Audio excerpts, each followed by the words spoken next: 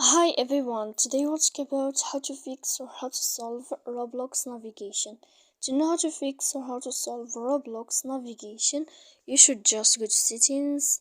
After that, in this page, we click apps, default apps, app settings. When you'll find this page, you will search about this window of Roblox. Here in this page of app info, you will enter the first stop and you will click OK. Then we go to click storage.